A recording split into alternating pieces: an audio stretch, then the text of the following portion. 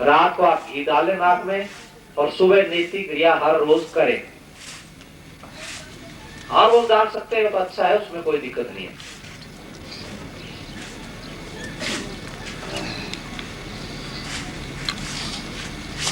मंगल भवन से एक गुरु नाम अग्रसेन हो, जैन भवन से किसी भाई ने इनकी चद्दर ले ली है, गुरु नाम की है, किसके पास है तो वो दे दे।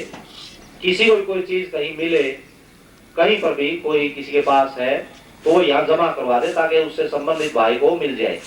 और जिसकी कोई चीज गुम हो जाए तो वो यहाँ स्टेज पर पता कर ले ताकि यदि यहाँ पहुंची होगी तो उसको मिल जाएगी।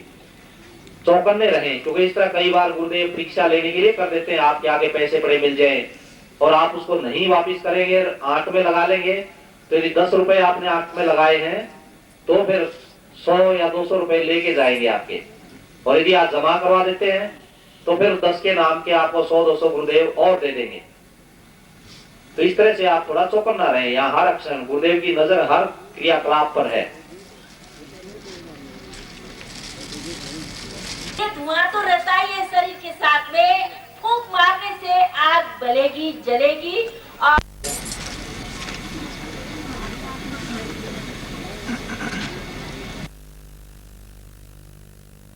आता है तो उसका विचार बुद्धि इंट्रोवर्ट होता है, अंतर्मुखी होता है। बाहरमुखी से वो बाहरमुखी छोड़ देता है। बाहर चीज को बाहर की चीज के साथ में वो रहना तो है हमने, पर बाहर की स्थिति में रहते हुए भी वो अंतर्मुखी हो जाता है। वो अंदर की ओर ही वो एकाग्रता अंदर की ओर धुन में लगे रहता है और बाहर के कर्म के द्वारा कर्म तो कर लेता है, पर उसमें उसकी आसक्ति नहीं होती, ममता नहीं होती, स्नेह नहीं होती। आज हम थोड़ा सा करेंगे तो भाई परिवार के सब ममता में खींचे हुए हैं, आसक्ति में खींचे हुए हैं। अब कुटुंबी के साथ में, धन के साथ में अगर हम सोचेंगे कि इतना धन होने से ये करूंगा ये करूंगा, करते करते सोचते ना धन मिलता, न जन मिलता, न वो चीज मिलती, न इच्छा और कामना पूर्ति हो गई। ऐसे भी स्थिति होता है। पर ऐसे साधक के पीछे तो भाई सारी स्थितियाँ पीछे होती है, सारी स्थितियाँ तो हाथ जोड़ करके खड़े होते हैं कि मैं आपका सेवा करूं। कहते हैं कि ऐसे साधक के पास में, ऐसे साधन करने वाले सिद्ध आत्मा के पास में लक्ष्मी हाथ जोड़े खड़ी रहती है कि मैं आपका क्या सेवा करूं। हाथ जोड़ के लक्ष्मी खड़ी रहती है। इसलिए आज पूज्य गुरुदेव ने आज आप हमको इस तरह से राह दिखा के ऐसे साधक बनना चाह रहे हैं। इसलिए बने तो आप हमारी एक सफलता है, ना बने तो फिर ये भौतिक संसार में ऐसे ही पड़े रहेंगे, कुछ न मिलने वाला है हमको। तो देखिए, तो जब फिर आगे जा करके जब होते अंदर से फिर ऐसे गर्जन होने लगेगा कि वो सुधी बुद्धि को खो देता। बहरा सुन मस्त होता है दिल से तन की खारी। अपने शरीर को सुधी बुद्धि को बाहर का होश ही नहीं रहता है। भाई जो मन टेंशन के अंदर, तनाव के अंदर रहता है, मैं अनुभव करती इस बात को। जब कभी कभी मन के अंदर में ऐसा त्रास आ जाते, तनाव सा आ जाते, ऐसे बोझापन आ जाता है, भारी सा लगता है, अशांति होने लगता है, ये क्रिया के अंदर में बैठ जाओ। खूब आप स्नान करके शुद्ध पवित्र होकर के गुरु चिंतन करके देखो। गुरु का हमेशा अपने घर में आरती होनी चाहिए, घर में हमेशा बाती जले रहना चाहिए। गुरु के लिए थोड़ा सा बाती जला के आरती भी करे। जिस घर में गुरु का आरती, भगवान का, देवताओं का पूजा पाठ जिस घर में होता है, वो घर में लक्ष्मी का वास अवश्य होता है, देवताओं का वास अवश्य होता है। जिस घर में केवल खाने पीने की धंधा ही बना रहता है, उस घर में भूत प्रेत का वास रहता है। जिस घर में भूत प्रेत का वास रहता है, वहाँ बरकत नहीं रहती है, शाह नहीं होता है। अगर आप 1000 रुपया भी कमाने वाले हो तो 1000 रुपया का कमाई पता नहीं आता है कहाँ चला जाता है, खर्च हुआ पता नहीं चलता है, ऐसी स्थिति बन जाता है। तो इसीलिए घर में गुरु का फोटो जरूर रखना चाहिए।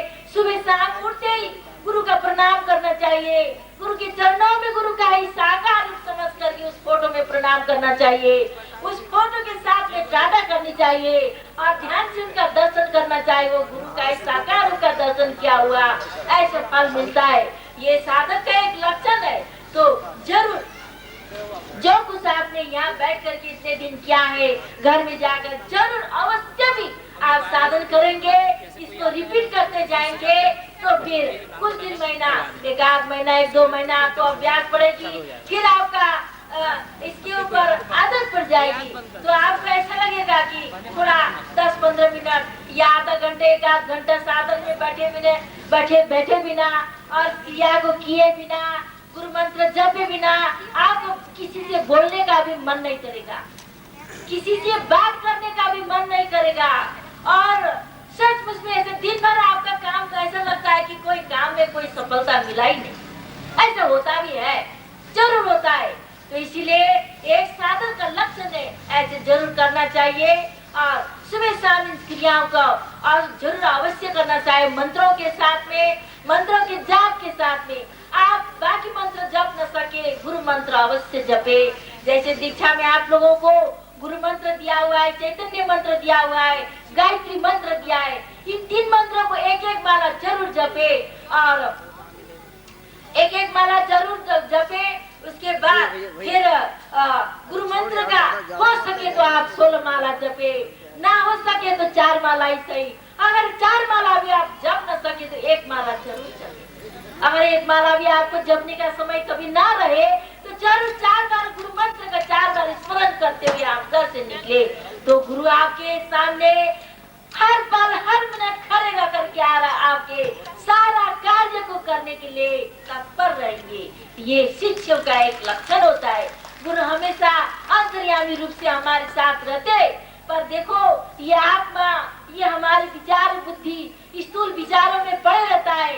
ये स्थूल विचारों में इन्वॉल्व होने के कारण से वो इस सूक्ष्म चीज को जान नहीं पाता, वो सूक्ष्म आधार को समझ नहीं पाता, पकड़ नहीं पाता। इसीलिए देखो, अगर आप इस क्रिया के अंदर आप प्रवेश हो जाओगे, अभ्यासित हो जाओगे, हैबिचुएट हो जाओगे, तो सचमुच में फिर ये सूक्ष्म गति को पकड़ने में आपको कोई देरी नहीं लगेगी, बड़े सहज रूप से पकड़ पाओगे। तो इसीलिए अब मैं आपको इसके और आगे बात फिर थोड़ा अभ्यास करके जाएंगे।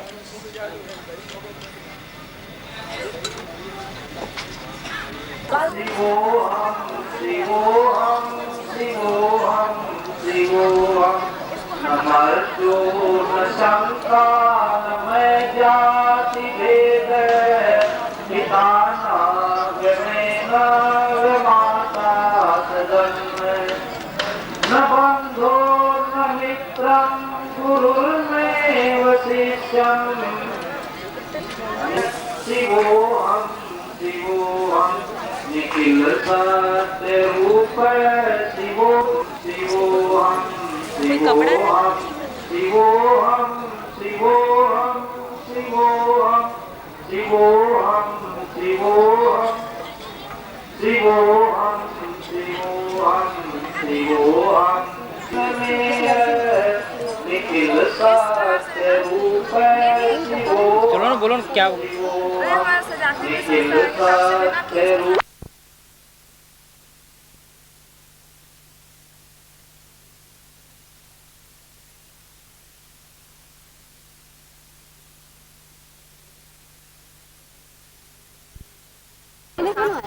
नमो नमः श्री गुरु पादुकाभ्याम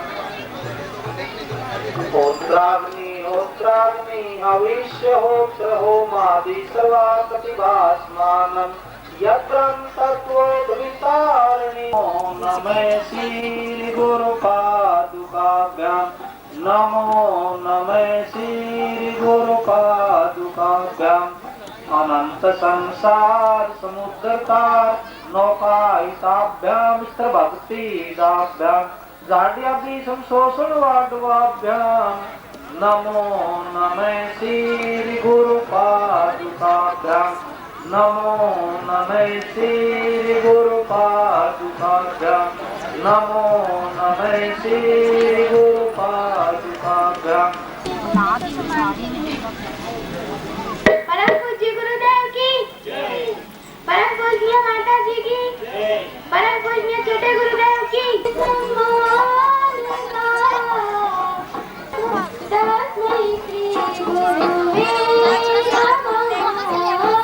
संकल्पों का दिवस आज है।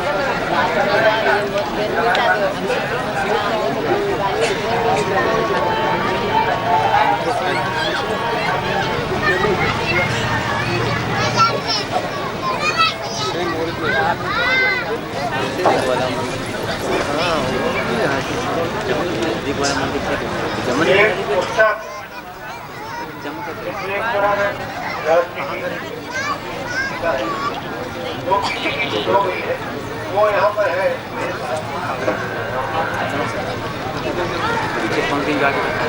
गुरुदेव की जय।